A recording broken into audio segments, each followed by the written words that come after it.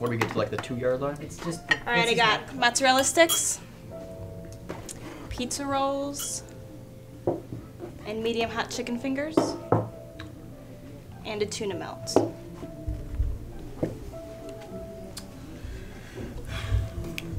And I'll be right back to fill up that coffee.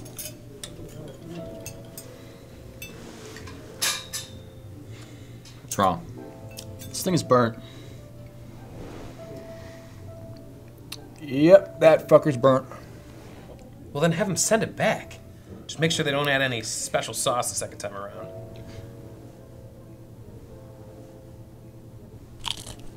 Richie, you just said it was burnt. What the hell are you eating it for? It's actually pretty good. So imagine how good it would be if it weren't charred beyond recognition. No, seriously, guys, it's fine. You're talking like an asshole. Stop avoiding confrontation and just have him fix it. Look, it's really, really good. So what you're saying is by some divine culinary intervention, fate just made that piece of kindling right there edible? I don't know, maybe it's the cook's technique or something. Technique?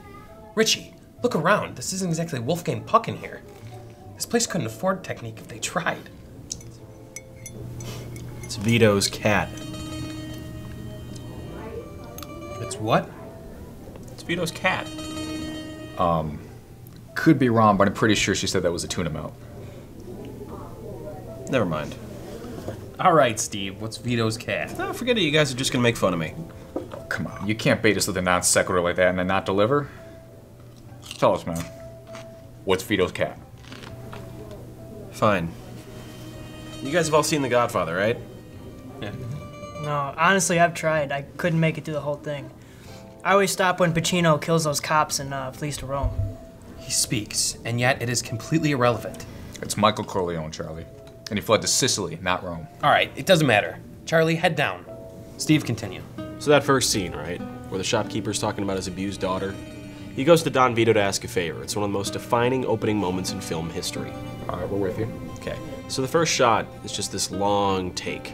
It's just the pleading man in the back of Vito's shoulder. And you get this quasi-zoom out as you see this poor guy just pouring his heart out, and Vito doesn't say a freaking word. This has nothing to do with my sandwich. Would you relax? I'm getting there, okay? Now, throughout the entire shot, Vito's shoulder stays rock solid. I can't even tell if Brando's really sitting there, or if it's a prop shoulder or what. The thing just doesn't move. So the next shot, you see Vito finally talk. And he's explaining why he won't help the guy. Now it's shot from the front, and everybody can clearly see Vito has a cat in his arms. Yeah, he's like petting and playing with it, right? Exactly, so what? So what? The previous shot, his shoulder was completely motionless. All of a sudden there's a cat in play? I mean, the cat wasn't exactly spazzing out or anything, but Brando was clearly moving his shoulder around. So I happened to bring this up in a film class once. I was fucking around with these students who were saying things like, oh, the curtains are blue to reflect the protagonist's tortured soul, and instead of them just being blue. So what did you say? Well, I said that this was a huge continuity error, and a director as meticulous as Coppola must have had a reason, right? So, then they all start to speculate.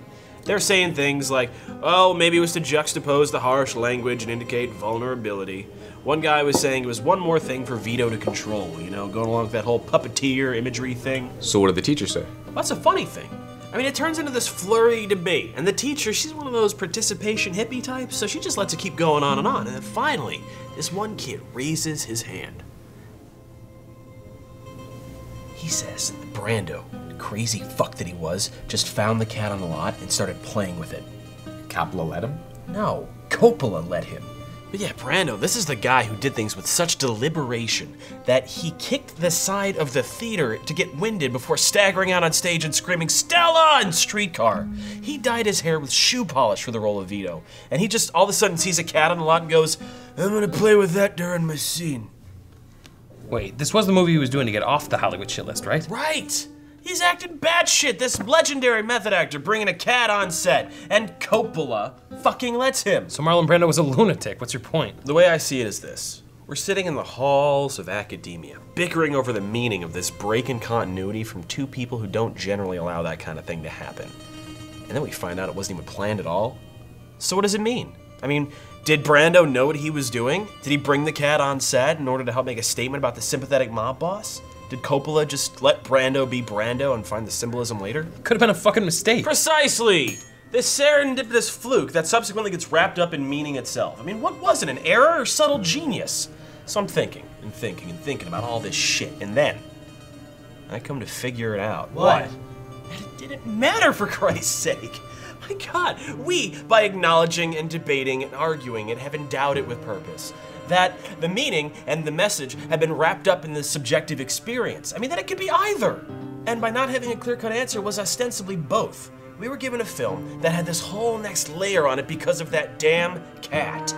So the meaning is Richie's sandwich. Right. We can speculate if the burn was intentional or a mistake, but it doesn't matter. The burn gave the sandwich that next level. Anybody need anything?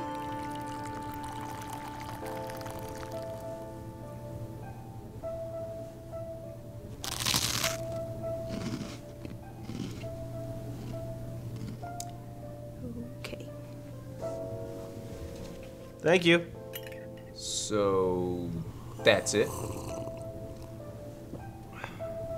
That's it. That's it? What the hell, man? What?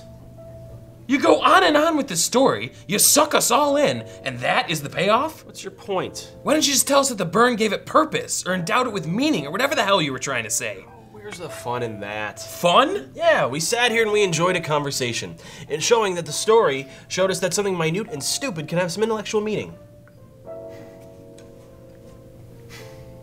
He's got a point, Rob. Yeah. Well, he's still a fucking nutjob.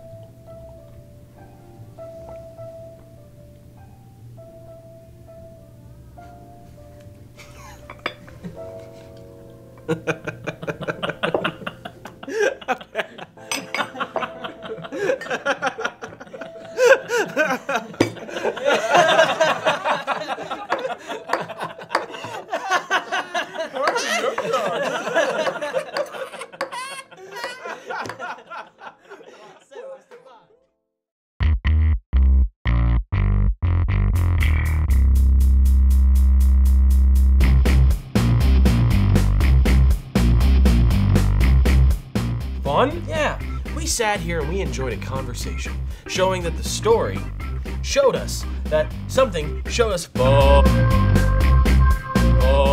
was like show it 3 times in a row. I know.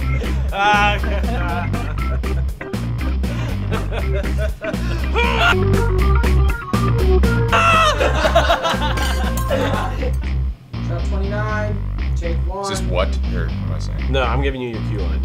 Your first thing you're saying is incomparable level. Alright, shot 29, take 1.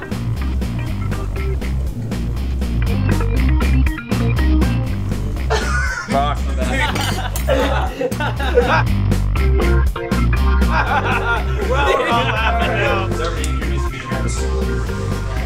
We're missing I'm in here. actors. No, we're not. Go for it again.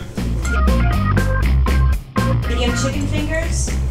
Thing where I can cut. Perfect. I'm gonna circle that, make sure that we get back to that.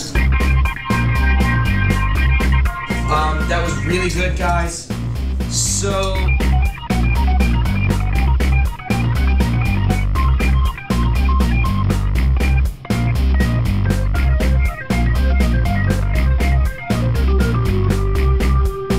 No touching, no touching.